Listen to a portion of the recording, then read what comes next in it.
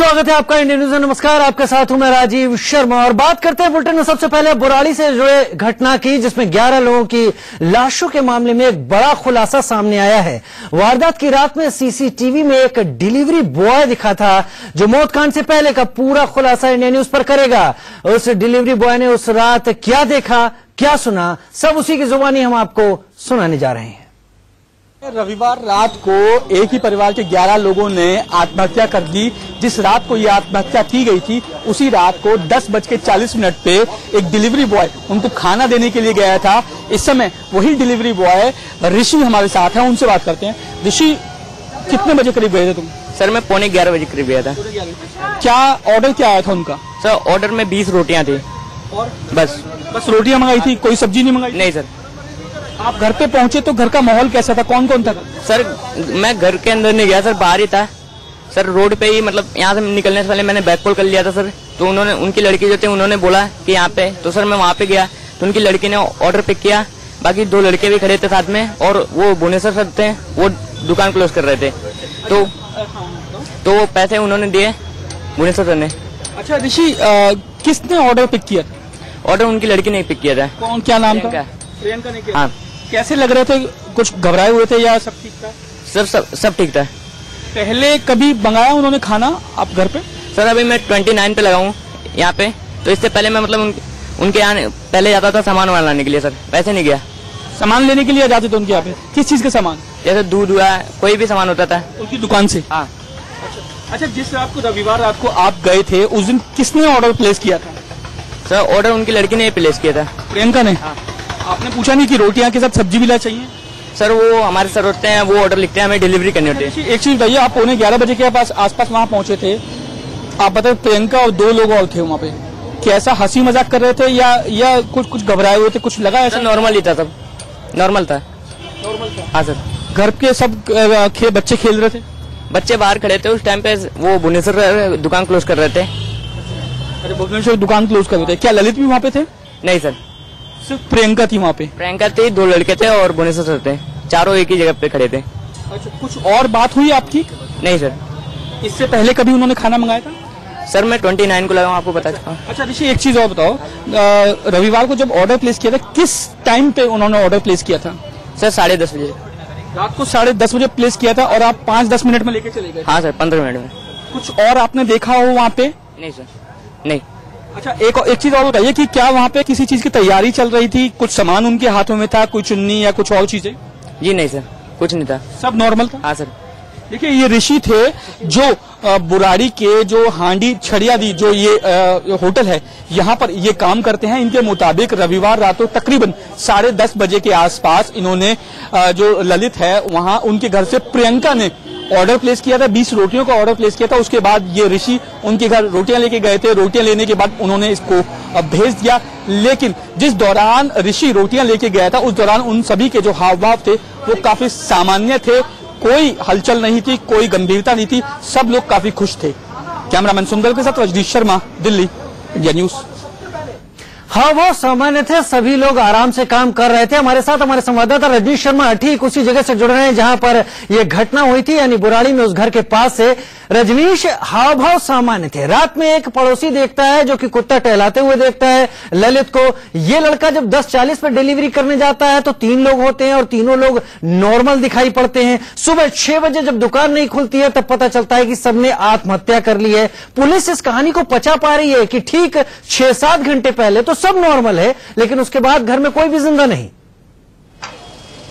देखिए राजीव, जिस तरीके से, क्योंकि पड़ोसियों की अगर बात माने तो पड़ोसियों ने करीब 12 से 12 बजे के बीच में इन सभी लोगों को देखा था। सभी लोग काफी खुश थे, काफी नॉर्मल थे, बच्चों को खेलते हुए देखा गया था और जो है एक जो भुवनेश को दुकान बढ़ाते हुए भी देखा गया था अपनी। लेकिन उसके बाद जब सुबह इस तरीके की जो घटना सामने आई उसके बाद सभी लोग हैरान थे। हालांकि अगर पुलिस की बात की जाए तो पुलिस की थ्योरी ये कह रही है, जो हमारे जो सोर्स हैं क्राइम ब्रांच में, उनके मुताबिक इस घर में अभी तक किसी बाहरी इंसान के जाने के कोई क्लू नहीं मिला है, कोई सबूत नहीं मिले हैं और ना ही घर में कुछ ऐसी चीजें बरामद हुई है जिससे ये साबित हो सके कोई बाहर का शख्स अंदर आया था। तो ये क्राइम ब्रांच मान के चल रही है कि इन सभी लोगों ने अपनी सहमति से, चाहे वो अंधविश्वास के चलते या किसी और वजह के चलते, खुद ही आत्महत्या को गले लगाया था ताकि रजनीश, डिलीवरी बॉय ने लगातार इस बात को कहा कि 10 से 15 मिनट के बीच में उसने रोटियां वहां पहुंचा दी थी। उसको पैसे भी जिस हालात में दिए गए वो भी नॉर्मल थे।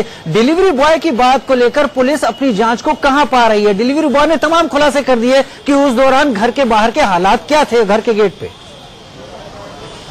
राजीव, मैं सबसे पहले आपको बता दूं कि सबसे पहले डिलीवरी बॉय ने जो बयान दिया है वो इंडिया न्यूज को दिया है। अब जबकि डिलीवरी बॉय सामने आ गया है तो अब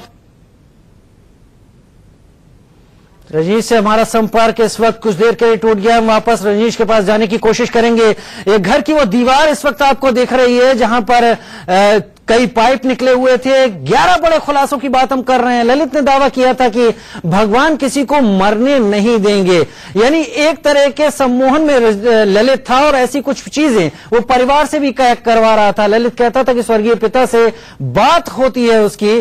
घर से 200 पेज का एक रजिस्टर भी मिला जिसमें धार्मिक नोट्स लिखे हुए हैं और ये सारी चीजें एक रात में कुछ दिन में नहीं हुई हैं, लंबे वक्त से चल रही थी। 27 मई 2013 से हर दिन के कामकाज के नोट्स बना रहा था ललित।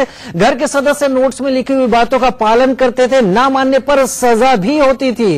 यानी घर के रोशनदान में 11 एंगल हैं, 11 खिड़कियां भी हैं। हमारे संवाददाता नरेश बिस्वानी भी मौके पर पहुंचे, वो देखते हैं उनकी रिपोर्ट। दिल्ली के बुराड़ी इलाके में एक ही परिवार के 11 लोगों का शव मिला और इसके बाद कई सवाल खड़े हुए। ऐसा लगा कि पूरे मामले के पीछे कोई रहस्य है। परिवार के लोग लगातार इस बात को कह रहे हैं कि कोई तंत्र मंत्र का मामला नहीं है। हालांकि मामला क्या है वो इनको भी नहीं पता है। हमारे साथ आदित्य सिसोदिया मौजूद हैं जो कि परिवार के काफी करीबी हैं। आदित्य, पहले बताओ आपका रिश्ता क्या है परिवार से? मेरी मौसी फैमिली लगती थी, ये जिनकी डेथ हुई है, जो ललित जी की जो वाइफ है, और ललित जी मेरे मौसाजी लगते थे। और जो भी मीडिया वगैरह जो भी फैला रहे हैं कि जो तंत्र मंत्र है, एक्चुअली मैं उस परिवार से काफ़ी टाइम से जुड़ा हुआ हूँ, ऐसा कभी कुछ सामने नहीं आया है। और जो भी चीज़ें सामने आ रही है उसे अभी हम इसलिए नहीं बोल सकते क्योंकि अभी हमारे पास भी कोई फोरेंसिक रिपोर्ट वगैरह हमारे पास नहीं है कि ये क्या है, पूरा सुसाइड है या मर्डर है, अभी हम कुछ नहीं कह सकते। लेकिन जैसा भी रिपोर्ट आती है फिर हम आपसे इस चक्कर में और बात करेंगे। भाई, एक बात है कि जो ललित जी थे, जो भी इस दुनिया में नहीं है, वो कुछ रजिस्टर लिखते थे। घर से रजिस्टर और एक डायरी बरामद हुई है, उसमें ऐसी तमाम चीजें लिखी हुई हैं जिससे लगता है कि वो कहीं ना कहीं काफी ज्यादा सुपरस्टिशियस थे, काफी स्पिरिचुअल थे, धार्मिक थे और तमाम ऐसी चीजों में भगवान से जुड़ने की कोशिश करते थे और मोक्ष की प्राप्ति के लिए सब चीजें की गई है। क्या ये बातें सही है? एक्चुअली ये सारी चीज़ें, पहली बात तो ये कि मैंने कभी उन्हें एक्चुअली मैं देखी नहीं ये सारी चीज़ें कि उन्होंने ये चीज़ें यूज़ करी हो।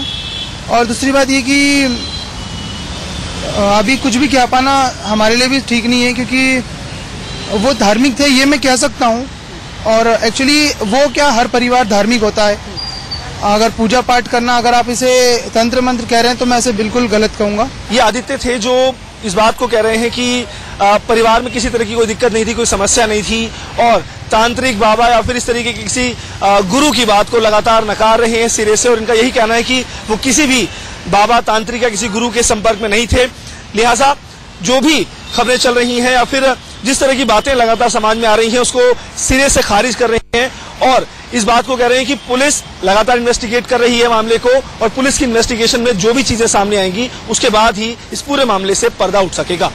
कैमरा पर्सन हिमांशु मंगाई के साथ नरेश बिस्वानी, इंडिया न्यूज, दिल्ली।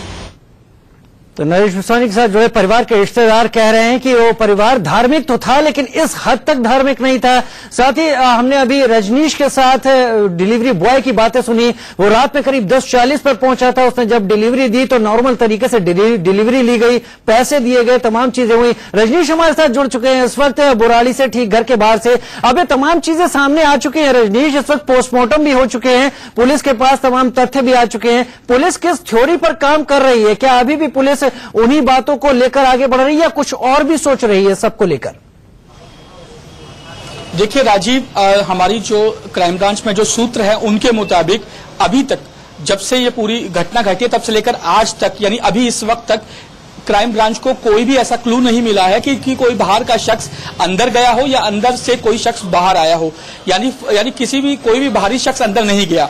साथ ही दूसरी बात है कि घर की जब चीजों की जो तलाशी ली गई, उनकी जांच की गई तो उसमें भी कोई ऐसा सबूत या ऐसा कोई फिंगरप्रिंट्स नहीं मिला जिससे ये कहा जाए कि बाहर का कोई आदमी अंदर आए। तो दिल्ली पुलिस की क्राइम ब्रांच जो है वो तांत्रिक और दूसरी जो थ्योरी है उससे अभी फिलहाल जो कुछ भी कहने से बच रही है। उनका यह कहना है कि अभी तक कोई क्लू ऐसा नहीं मिला, तो इससे यह नहीं कहा जा सकता कि बाहर के किसी शख्स ने आके इस पूरी घटना को अंजाम दिया। अब आ जाती है बात घर के अंदर के लोगों की। तो क्राइम ब्रांच के मुताबिक जिस तरीके से पोस्टमार्टम रिपोर्ट आ चुकी है उससे यह साफ हो चुका है कि सभी लोगों की जो मौत है वो गले की हड्डी टूटने की वजह से हुई है और इसी के चलते सभी की मौत हो गई। लेकिन क्राइम ब्रांच का जो शक की सुई है वो दो जगह पे घूम रही है। पहली, क्राइम ब्रांच का यह कहना है कि अगर कोई आत्महत्या करेगा तो कोई मेन गेट खोल के कभी नहीं करेगा, अंदर का गेट बंद रखेगा। लेकिन इस केस में मेन गेट खुला हुआ है और फर्स्ट फ्लोर का गेट खुला हुआ है। यह एक संदेह पैदा करता है जिससे क्राइम ब्रांच की टीम अभी इस पूरे मामले को क्लीन चिट नहीं दे रही है, लेकिन अभी वो ये मान के चल रही है कि इन्हीं लोगों ने खुद अपनी मर्जी से आत्महत्या की है। लेकिन अभी क्राइम ब्रांच इस थ्योरी पे भी काम कर रही है कि हो सकता है क्योंकि गेट खुला था बाहर का, हो सकता है कि कोई बाहर का शख्स अंदर आया हो। फिलहाल पुलिस तमाम एंगलों पर इसकी जांच कर रही है। यानी अब ये कहा जा सकता है कि जांच जारी है और फिलहाल कई ऐसे सिरे हैं जो उलझे हुए हैं जिनको सुलझाने की बहुत जरूरत है। बहुत शुक्रिया रजनीश इस तमाम जानकारी के लिए बुराड़ी से।